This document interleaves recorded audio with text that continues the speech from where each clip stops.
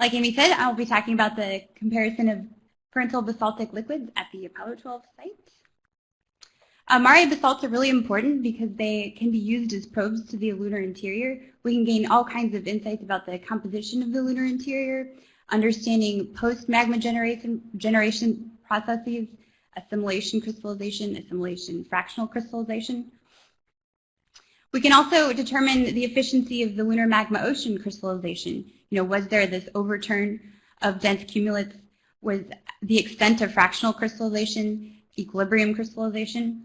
And in general, the lunar magma ocean crystallization processes may apply to many planetary bodies, so these are really important questions to answer. A little bit of background.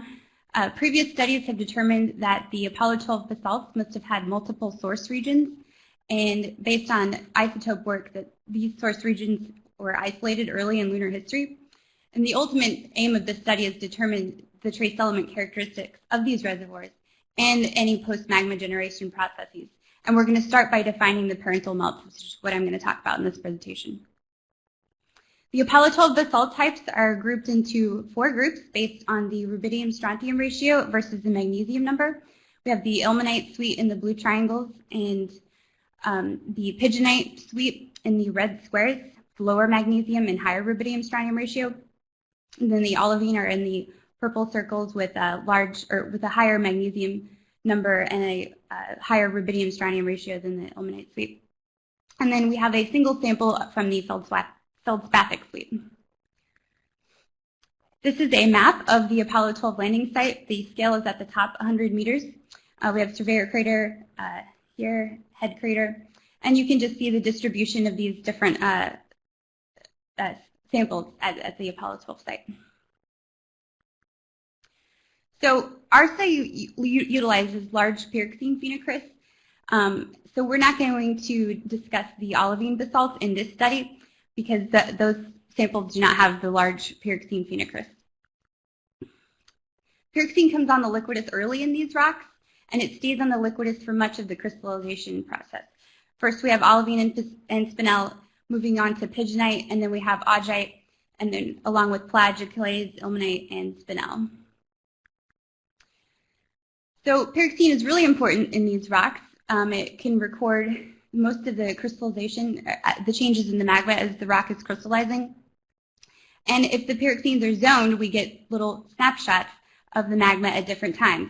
This is a cross-polarized image of 2 large pyroxene phenocrysts, and the scale down here is 0.2 millimeters. And you can even in cross polars, you can see the zonation is incredible in these rocks. A little bit about our methodology. We determine major elemental abundances and combine with backscatter images to find really primitive pyroxene compositions.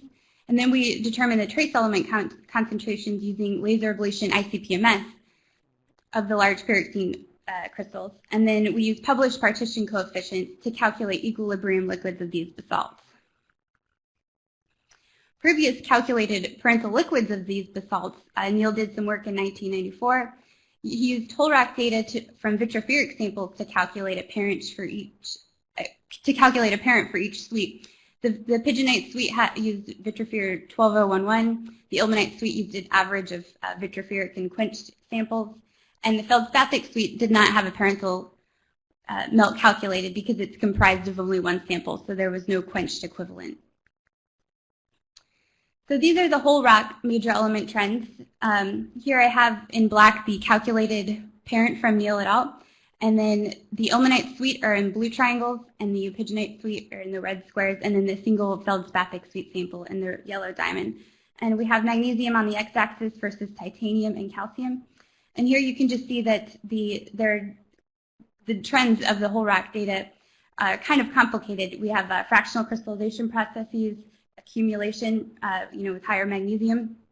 Over here with titanium, and then the next here we have so it's magnesium again on the x-axis. This is versus calcium over aluminum.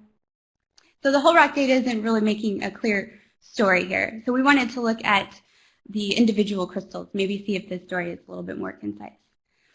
And again, the whole rock data represents an average of all the processes that affected the rock during the entire time of crystallization. So crystal stratigraphy can reveal more primitive compositions, perhaps in the whole rock, and it can also track magma evolution. First, we have to identify the primitive pyroxene compositions. So this is magnesium number versus chromium, and since our higher magnesium number crystallizes first, so we're looking at these compositions here, and then the higher chromium in the rock or in the crystals are crystallizing first. So we can use graphs like these to determine which primitive pyroxenes we should be looking at to calculate the parental liquids. And then this is titanium versus aluminum. The low titanium-aluminum ratio crystallizes first in these crystals. So again, we're choosing crystals from these areas for our primitive selection. These are our calculated equilibrium liquids.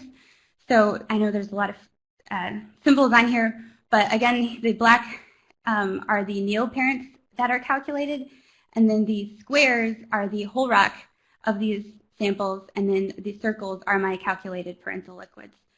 So we'll go into detail with the Ilmenite suite. This is, again, the neo parent here. And what you can see is that the whole rock compositions have higher hafnium, higher cerium, which are both incompatible. And the calculated liquids have a lower hafnium cerium, which indicates that the calculated liquids from these pyroxene crystals are in fact more primitive than the whole rock compositions. So they would represent a better parental composition. This is for the Pigeonite suite equilibrium liquids. And again, you see that the whole rock compositions have a higher hafnium cerium, so they're more evolved than our calculated liquids.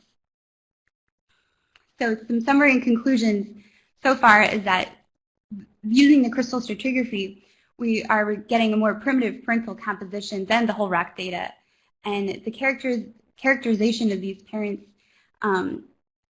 with limited samples, it's possible to characterize parental melts of samples where we only have one sample, for example, the feldspathic sweet basalt. So this method doesn't require a quenched or a quenched texture sample. And then the next step really is to use these calculated parental liquids to calculate source compositions. And with that, I'll take questions. Thank you.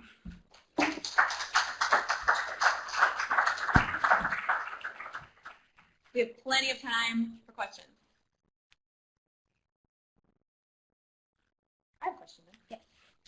So you just looked at the pyroxenes. Do you think this method can be used for all of the other suites? Would you expect something similar where they would be more primitive than the whole rock? Certainly, and in the olivine suite, you could use the same methodology for the olivine crystals, to calculate parental compositions. And does it require having a zoned crystal, or can you use any? Zoned crystals do preserve more of the snapshots in the magma, so you can track how the magma changes with the zoned crystals in each individual zone.